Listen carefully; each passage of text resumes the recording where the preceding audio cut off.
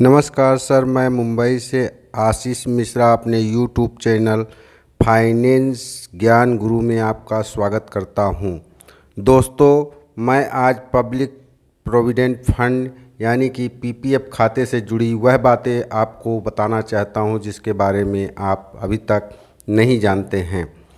दोस्तों, रिटायरमेंट के लिए पैसा इकट्ठे करने के लिहाज से ज़्यादातर लोग पीपीएफ में निवेश करते हैं, निवेश करने की तरजीह देते हैं। फिलहाल पीपीएफ में 7.1% ब्याज मिल रहा है। लंबे वक्त के लिहाज से यह एक अच्छा निवेश है क्योंकि इसमें मैच्योरिटी पीरियड 15 साल है और इसे बढ़ाया भी जा सकता है। साथ ही इस पर इनकम टैक्स एक्ट के 80C के तहत टैक्स छूट भी मिलती है। दोस्तों, मैं आज इसके बारे में जो अहम बातें बताने वाला हूं उनमें से नंबर 1 बात यह है कि पीपीएफ में सालाना 1.5 लाख तक के योगदान में टैक्स नहीं लगता है, यानी कि इनकम टैक्स डिडक्शन का फ़ायदा मिलता है, जबकि इस पर मिलने वाले ब्याज और मैच्योरिटी की रकम भी टैक्स फ्री होती है। अगर आप पीपीएफ से पूरी या आंशिक निकासी करते हैं तो ये भी टैक्स फ्री है। हालांकि इसके बारे में कुछ चीज़ें ऐसी हैं जिनकी कम जानकारी है। आपको पीपीएफ खाता खुलवाने से पहले इसके बारे में अच्छी जानकारी हासिल कर लेनी चाहिए। पीपीएफ के बारे में जो जानकारी मैं दे रहा हूँ उसमें से नंबर 1 है, पीपीएफ खाता ज्वाइंट होल्डर के नाम से भी खोला जा सकता है। हालांकि किसी अवयस्क का पीपीएफ खाता उसके पेरेंट या गाइडेंस से ही खुल सकता है। दूसरी बात, एनआरआई का पीपीएफ खाता खुलवाने की इजाज़त नहीं है। एनआरआई अपने पहले से मौजूद पीपीएफ खातों को जारी रख सकते हैं। वो इन खातों को मैच्योरिटी की तारीख तक ही जारी रख सकते हैं। साथ ही इन्हें अपने मौजूदा पीपीएफ खातों से पैसा जमा करने की इजाज़त नहीं है। दूसरी बात, अधिकतम 12 गुना। एक साल में कोई भी शख्स अधिकतम 12 गुना योगदान कर सकता है और इसकी अधिकतम लिमिट 1.5 लाख रुपीज़ है। इसमें न्यूनतम योगदान की सालाना सीमा 500 रुपये है।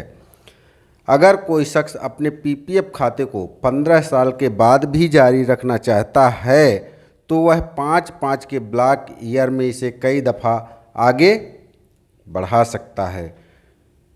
तीसरी बात, खाता ट्रांसफ़र के बारे में भी लोगों में भ्रम होता था। पहले पीपीएफ का खाता चाहे वह पोस्ट ऑफिस में हो या बैंक में ट्रांसफ़र करने की सुविधा है।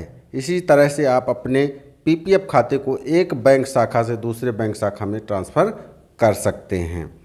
दूसरी बात, पीपीएफ खाते पर मिलने वाला ब्याज हर महीने की 5 तारीख को, जी हाँ 5 तारीख को कैलकुलेट किया जाता है।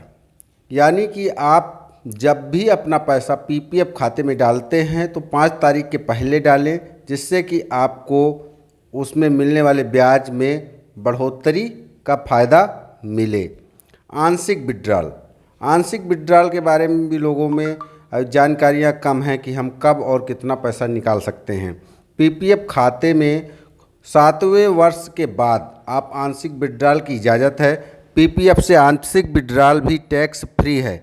पीपीएफ खाते को 15 साल से आगे बढ़ाए जाने पर भी आप इसमें आंशिक विड्रॉल कर सकते हैं। किसी भी शख्स को एक वक्त पर एक से अधिक पीपीएफ खाते को चलाने की इजाज़त नहीं होती है। दोस्तों, यह जानकारी आपको नहीं होगी, जिसके लिए मैं आपको बताना चाहता हूं कि कोई भी व्यक्ति एक बार में एक ही पीपीएफ खाता खोल सकता है और उस पीपीएफ खाते में 1.5 लाख यानी कि 1.5 लाख से अधिक एक वित्तीय वर्ष में अधिक जमा नहीं कर सकता है और मिनिमम उसको 500 रुपये जमा करने पड़ेंगे।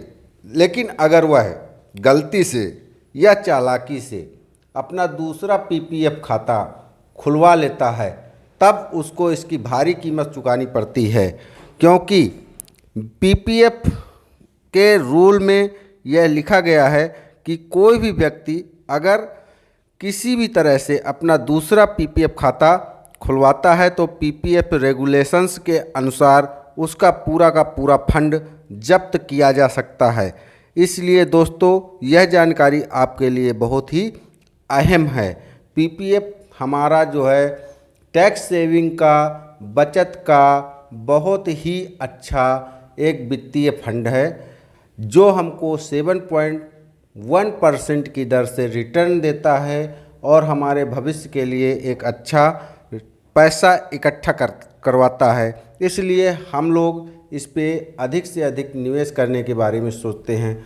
तो दोस्तों आपको अगर मेरे द्वारा बताई गई जानकारियाँ अच्छी लगी हों पीपीएफ के संबंध में तो आप इस जानकारी को अपने अन्य दोस्तों के पास भी शेयर करें तथा मुझे आप अधिक से अधिक मेरे वीडियोज़ देखने के लिए अगर देखना चाहते हैं तो मेरे जो यूट्यूब चैनल है उसका बेल आइकन का बटन दबाएं, घंटी दबाएं और अन्य वीडियो भी देखें। धन्यवाद।